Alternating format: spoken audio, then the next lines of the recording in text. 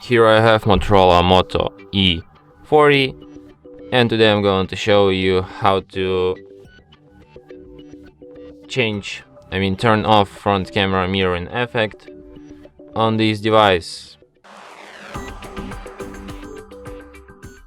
So firstly you have to open camera, then switch to the front camera.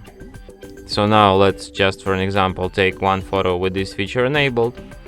Then I'm going to show you how you can disable it. So you just go to settings, and here you can find image mirroring.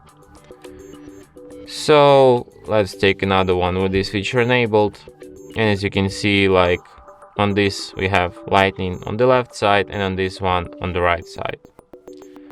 So that's how you can switch this feature.